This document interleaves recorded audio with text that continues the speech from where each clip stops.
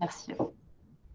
Merci. Donc, j'ai le plaisir d'introduire notre second orateur aujourd'hui, le docteur Arnaud Gala, qui travaille comme médecin cardiologue au CHU de Créteil et je ne sais pas si Arnaud, tu peux nous partager ton écran, qui va nous parler aujourd'hui d'un sujet aussi très brûlant qui est la présence de fibrilles amyloïdes au niveau des valves aortiques.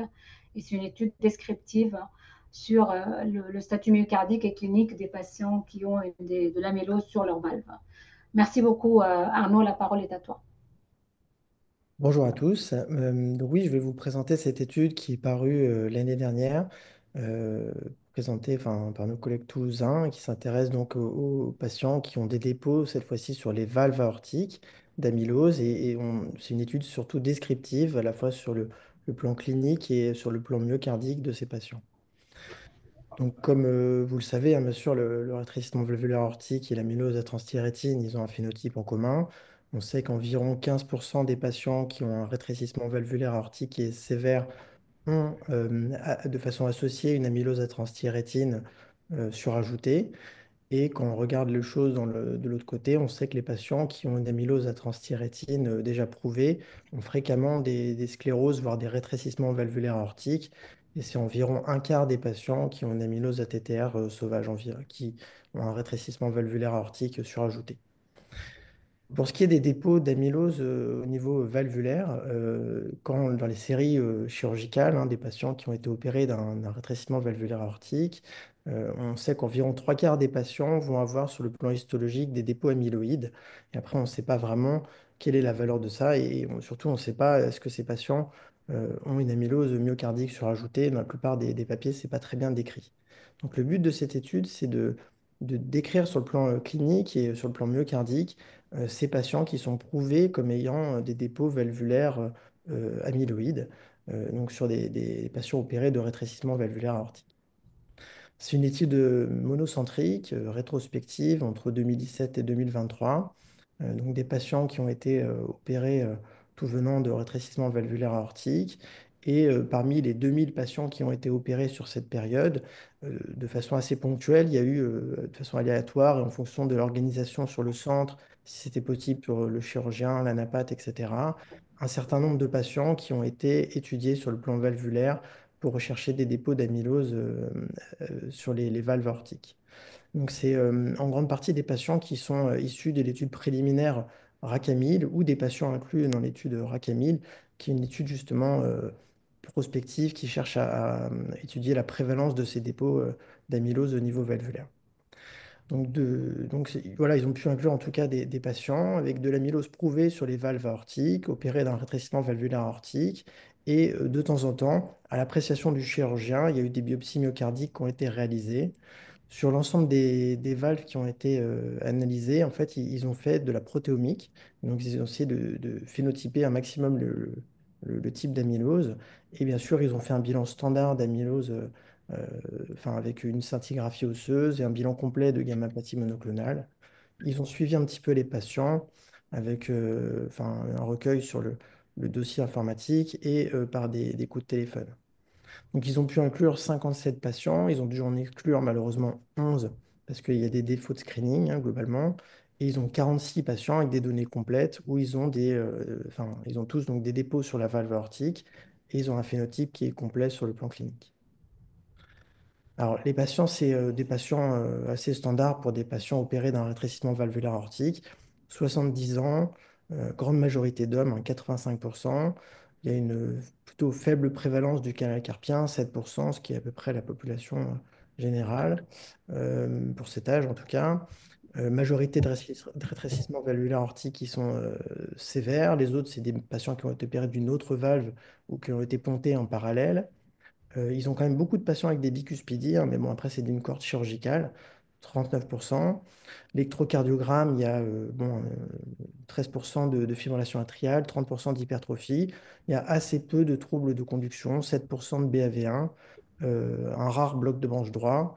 Et ils ont des biomarqueurs qui sont plutôt assez peu élevés, donc des patients plutôt robustes et qui vont à la chirurgie pour un rétrécissement valvulaire. On voit que le strain, il est assez peu altéré, il n'est pas très loin d'être normal. Il y a un certain nombre qui ont l'apical sparing qu'on sait ne pas être du tout spécifique chez ces patients qui ont un rétrécissement valvulaire aortique. C'est pas du tout spécifique de l'amylose qui est associée. Une hypertrophie qui est plutôt attendue hein, pour ces patients avec des sténoses valvulaires. C'est pas une hypertrophie disproportionnée. Et ils ont une faible proportion de patients avec des phénotypes bas débit, bas gradient qu'on sait être associés à l'amylose, ce qui est plutôt logique pour une cohorte chirurgicale. Alors, donc sur la caractérisation déjà des dépôts, donc ils ont fait de la spectro de masse et ça c'est assez remarquable. C'est bon, comme vous le savez, la meilleure technique pour typer les dépôts. Et après avoir décalcifié les valves aortiques des patients, ils ont 76% des patients pour qui ils ont pu obtenir un typage qui est fiable. La grande majorité des patients avaient en fait des dépôts d'amylose à transthyrétine sur les valves. Ça correspond à 80% des patients. 14% avaient des dépôts d'amylose à transthyrétine, mais qui étaient enfin, surajoutés avec des dépôts d'amylose AL, avec des chaînes légères kappa ou lambda. Parmi eux, un seul des patients avait une gammapathie monoclonale sur le plan sérique. Et après, il y avait de rares patients avec d'autres choses, une amylose à ApoA1, une amylose à AA. Bon, voilà, c'est très marginal. Juste à droite pour vous montrer à quoi ça ressemble quand on fait de la spectrométrie. Donc là, c'est des patients. Donc à droite, vous avez le patient avec l'amylose ATTR au niveau de la valve, hein, on voit les dépôts rouges Congo qui sont positifs. Et en protéomique, vous voyez l'ATTR qui ressort avec les protéines amyloïdes associées, la signature en protéomique de l'amylose, le SAP, l'ApoA4 et l'ApoE. Alors, tous les patients, ils ont eu des scintigraphies, donc ça, c'est très intéressant. Et finalement, ils n'ont que deux patients sur les 46, ça correspond à donc 4% de la population qui ont une scintigraphie qui est positive. Tous les patients, ils sont en score 2 de Perugini, donc ils ont une fixation qui est quand même conséquente. Ils ont tous des dépôts d'amylose à transthyrétine sur les valves, aucun n'a de gammapathie monoclonale. Et un parmi eux a pu avoir même une biopsie myocardique qui montre des dépôts assez importants de transthyrétine et donc une amylose qui est prouvée sur le plan histologique cardiaque, myocardique associée au dépôt d'amylose valvulaire. Donc il y a eu quelques patients qui ont pu avoir des biopsies myocardiques, ça correspond à 11% de la cohorte. La majorité des patients, donc c'est-à-dire 4 sur les 5 qui ont été biopsiés, avaient des dépôts myocardiques associés au dépôt valvulaire. Et donc 80% d'amylose à transthyrétine prouvée histologiquement à la biopsie myocardique. Et parmi ces 4 patients qui ont une amylose prouvée histologiquement, finalement, il n'y en avait qu'un seul qui avait une scintigraphie positive. Quand ils ont suivi les patients, bon, il y a eu pas d'événement particulier, notamment sur la mortalité. Il n'y a pas enfin, il y a aucun mort. Et donc, on se retrouve avec une prévalence de ces patients qui ont une amylose myocardique surajoutée à l'amylose valvulaire qui est de 11%. On voit que quand on regarde un petit peu, c'est quand même plutôt des patients qui ont plus de 75 ans. C'est que des hommes et ils ont des strains qui sont quand même un petit peu plus bas que la moyenne de la cohorte. Ils ont séquencé tout le monde et bien sûr, pas de mutation génétique. C'est des amyloses séniles qui sont découvertes pendant l'étude.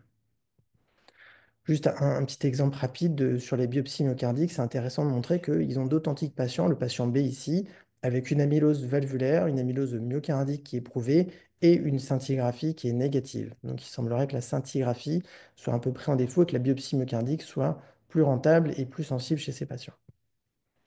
Donc les limites de l'étude, c'est que c'est bon, c'est rétrospectif, il y a un seul centre, les biopsies sont faites de façon un peu aléatoire, ils ont pu typer que, enfin, c'est déjà beaucoup, hein, mais trois quarts des dépôts ont pu être typés, et bon, ça c'est lié à la décalcification des valves qui fait que la protéomique est un petit peu moins rentable que d'ordinaire. Et il est possible que l'atteinte myocardique soit un peu sous-estimée, puisque on voit bien que la biopsie myocardique semble être enfin, plus rentable chez ces patients que la scintigraphie. Et donc, c'est probable, vu qu'ils n'ont pas tous eu des biopsies myocardiques, que ce soit un peu sous-estimé. Donc, la conclusion de cette étude, c'est que déjà, on a un phénotype assez clair grâce à la protéomique. Ils ont de la transthyrétine sur les valves, les patients qui sont opérés de rétrécissement valvulaire aortique sévère. Et ces dépôts d'amylose sur le plan valvulaire sont rarement accompagnés de fixation en scintigraphie osseuse.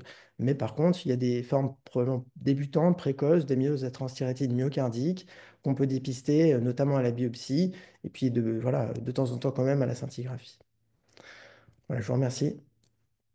Euh, Merci beaucoup, Arnaud, pour cette belle présentation. Alors, effectivement, c'est une belle étude qui est mécanistique, qui essaie de voir la relation entre le dépôt sur les valves, le dépôt et la vraie maladie, en fait, finalement, la vraie cardiomyopathie amyloïde. Alors, parce qu'on est pris par le temps, je vais commencer par les questions de chat. Donc, on a une question, et il disait finalement, et quel est le rôle des autres protéines retrouvées à la NAPAT, puisque vous avez montré qu'il n'y a pas que la transthyrétine. Est-ce que tu as regardé ça dans leur discussion? Ils ont trouvé d'autres protéines sur la valve en dehors de celle-là? Est-ce qu'il y a un rôle? Alors, bon, on a toujours les protéines qui sont associées au dépôt amyloïde, ça c'est la signature amyloïde classique, hein. C'est, voilà, comme on disait, majoritairement c'est des TTR, c'est 80%. Après, il y en a qui sont associés à effectivement des dépôts localisés en fait, de kappa ou de lambda, parce qu'ils ont fait un bilan de gamma-pathie monoclonale et ils ont fait une BGSA aussi à ces patients, et ils n'ont pas trouvé d'amylose enfin, systémique, ni de franche gamma-pathie monoclonale chez la majorité des patients. Et après, de façon très marginale, effectivement, il y a une AA et une APO A1. Et bon, ça, je ne sais pas trop pourquoi et comment, mais bon, voilà. L'APO A1, en tout cas, ce qui est décrit, c'est que sur le plan macroscopique, il s'agirait d'un patient qui a surtout une endocardite valvulaire et qui s'est rapporté dans la littérature qu'il peut y avoir ce genre de dépôt sur des patients comme ça, quoi. Mais après, pourquoi, je ne sais pas. D'accord. Non, de toute façon, ça ouvre la porte à beaucoup de questions parce qu'effectivement, là, on a 5 patients finalement, sur 46, je veux dire. Et c'est une grande étude, mais en même temps une petite étude. Donc, on ne peut pas en tirer beaucoup de conclusions. Il faut aller plus loin. Moi, j'avais une question parce qu'en fait, quand on comparait la scintigraphie initialement en 2016, la scintigraphie avec la biopsie myocardique, finalement, on trouvait que c'était une valeur prédictive positive de 100% quand on avait éliminé l'amylose AL. Et là, on est en train de dire que finalement, la scintigraphie peut être négative alors même que la biopsie est positive. Est-ce que ça a été marqué par ce résultat ou quel est ton avis là-dessus? Oui, bah, enfin après c'est décrit hein, dans la littérature, bien sûr qu'on peut avoir des dépôts myocardiques avec des scintigraphies qui sont négatives. Alors c'est le cas notamment bah, sur des variants en particulier, c'est le cas dans des amyloses débutantes. Enfin voilà, c'est déjà décrit dans la littérature. Après, dans le cas particulier du rétrécissement valvulaire aortique, la logique, ce serait que ce soit des formes finalement débutantes de la maladie qui soient associées au rétrécissement valvulaire aortique. Après, quel est le rôle du rétrécissement valvulaire aortique dans la genèse de ces dépôts qui débutent? Ça, la question est encore ouverte, hein, mais c'est une des hypothèses, hein, que bien sûr, le shear stress, la contrainte pariétale qui est en rapport avec le rétrécissement valvulaire aortique, face d'un remodelage de la matrice extracellulaire qui finalement va peut-être capter ces dépôts qui vont devenir amyloïdogènes. Ça, mais ça, il n'y a pas de... C'est ouvert, il n'y a pas de... On Docteur sait. Berlot, vous avez une question peut-être? J'avais une question. Alors, moi, je trouve ça très intéressant aussi. Alors, j'ai une question de Thibaut quand même, avant tout, et qui demandait si tu savais s'il y avait un effet du tafamidis en fait, sur l'évolution de ce dépôt transthyrétine valvulaire. Un peu provocatrice quand même, hein. Ouais, bah, il n'y a bien sûr aucune étude. Bon, Non, on n'en sait on rien, n'en hein. fait pas une cible, hein. Je pense qu'on n'aura jamais la réponse pour le coup. Non. C'est- Par contre, moi, ça souligne, les deux études d'ailleurs, mais la tienne encore plus, elles soulignent bien le fait il y a une frange de nos patients en fait, qui a une atteinte valvulaire qu'on ne maîtrise pas bien et qui est moins bien corrélée aux signes cliniques qu'on connaît habituellement. Et eux, ils ont spécifiquement non pas l'atteinte du myocarde, mais des valves.